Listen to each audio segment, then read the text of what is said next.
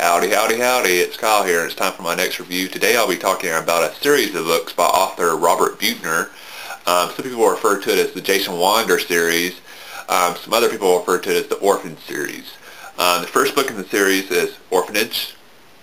That's followed up by Orphan's Destiny. Orphan's Journeys, the next book. The fourth book is Orphan's Alliance. And the last book in the series is Orphan's Triumph.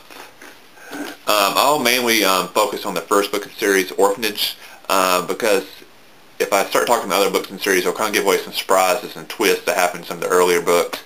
So I'll mainly just talk about the plot in Orphanage, the first book in the series. After I give my little review of the book, I'll mention a few things I've learned by talking to the author. I actually know Robert Buettner. We've talked about the series a few times, so I'll kind of mention some of the insights I've got by my conversations with him. The main character in this book, as I mentioned, is Jason Wander. When the series first starts out, he's a young kid, gets in trouble a lot. In fact, he's in juvie, and he's going through the court process, and he's actually been given the choice that he either can serve some prison time or he can enter in the military. What makes this unique for him is right around the same time he's going through this process, Earth is attacked. At first they think it's terrorist attacks, but then eventually they learn it's actually bombardment from outer space by this unknown alien entity they had no idea existed. It's attacked Earth and destroyed several cities by large projectiles. It's almost like they shot meteors towards Earth and destroyed several cities all across the world, not just in the U.S. So Jason, facing this climate, still chooses to enter the military instead of prison, and he's actually chosen for a force that actually go after and attack this alien entity and try to stop them from bombarding Earth. They eventually learn the aliens have set up base on a moon that orbits Jupiter, and they're kind of using that as this space where they're shooting projectiles towards Earth. Earth doesn't really have the most advanced space technology yet. They're kind of portrayed as similar to the technology we have now, so I'm not exactly sure how far in the future this is. But all the nations around the world kind of cobble together the best technology they can to get one very primitive space shuttle / ship to kind of take an army, a fairly small army, to this moon on Jupiter and try to surprise attack this alien entity and destroy it, because they believe the aliens don't think humans have the capability of reaching this moon.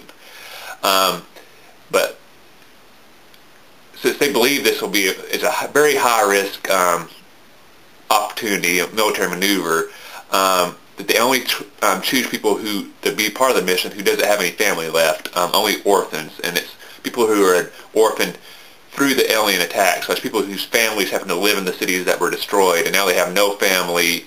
So if they die in this military offensive, it doesn't really matter, because like I said, they don't have any family left to mourn them, so they're all orphans. So that's where the name of the books come from.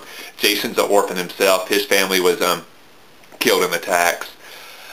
So the first book focuses on Earth's efforts to try to launch an attack against this moon and save the planet. I really won't mention how the attack goes, because I'll give away story points, but I'll really say, even though the book, I mentioned a lot of military stuff in here, what really makes this series is great is it really focuses on how war changes somebody and the relationships they develop through war, how these Jason and other characters in the book are orphans. They don't have any family left, but yet the other members of the military become their family. So Jason kind of develops one of his commanding officers that kind of becomes like his father figure. He has other ones that become more of like brothers and sisters. He develops a love interest that, goes that way, and several other soldiers do. So it kind of really shows how war can help get almost a family-like atmosphere for the soldiers that are involved, especially these young soldiers who are orphaned and have nobody left in the world, so the people they're fighting with is really all they have. Robert Buettner does an excellent job of kind of depicting the characters and how the war is actually affecting these people. Great book. I highly recommend you reading the series. I really enjoyed it a lot. How I know the author is with my job, I actually work for a local city, kind of promoting and help managing the downtown area of the city. And one of my responsibilities is I manage our local visitor center. It's kind of my job to come up with events to happen in the visitor center that'll attract people to come, and then hopefully when they're coming to the event, they'll also stay around downtown and, shop and get something to eat. One event I came up with when I first got the job a few years ago was a series called the Main Street Sessions. So one Saturday each month, we have like a local author or a musician or artist come in and give a little presentation. The majority of the speakers we've had have been local authors, and usually self-published ones, so not people you'd find, with their books in Barnes and Nobles or Books A Million. These are people that went out and self-published. They'll sell in a few local stores, but beyond that, you can't really find their book. Robert Buettner is the exception to this. He's a nationally published author. He just happens to live in the area that I work, and we kind of happened to luck upon him when we first started the series. So he actually has spoke 2 times in the series about the book.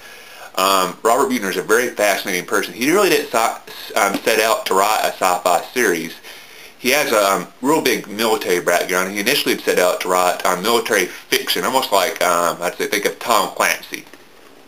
But when he is kind of doing some research to, how to write books and, what the market was and try to find a publisher for him, he really kind of discovered that there really wasn't that much of a market for, like, military fiction stories. Tom Clancy is one of the exceptions, and a lot of the publishers were basically telling him, people feel a little uneasy about reading a book, say, set in the current time about military adventures, because when you have deaths in those books, people tend to associate those with, like, well, hey, I have a friend or a brother or a cousin or a sister or my dad or mom are in the military, and they kind of associate with that, like, it hits too close to home. The death is almost too personal. They take it too hard. Where if you set the same story just 100 years in the future, and you take away guns and give them laser guns and stuff like that, same exact story is set in the future, people tend to get lost in the story. They don't really connect it as much to reality. So when deaths happen, it doesn't hit it too personally. So Robert ended up and wrote a science fiction series, even though that's not what he'd really set out to do. I think because of that, his sci-fi reads very differently than most other people's sci-fi, because he really does have a military background. And actually, he said one of the things he actually gets comments from, he gets comments from a lot of people who are actually in the military now or ex-military who read the books and really compliment him on how militarily accurate his books are. So the type of maneuvers the soldiers do, the type of weapons they use, it's very military accurate, where some sci-fi series, you tell the authors have no grasp of military technology or maneuvers and stuff, and the books kind of suffer in those areas. Robert's books don't. He has that down pat, but like I also said, he does an excellent job writing for the characters. It's really fascinating to see how Jason, the main character, changes over the course of the series. I highly recommend it, so check out Robert Buettner's series. The Jason Wander series, like I said, the first book in the series is Orphanage. Sorry. Check it out if you like the book. Highly suggest you read the rest of the series. Like I said, there's 5 books in the series. They're all short reads, so you get them done fairly quickly. Anyway, hope you get the book and hope you enjoy it.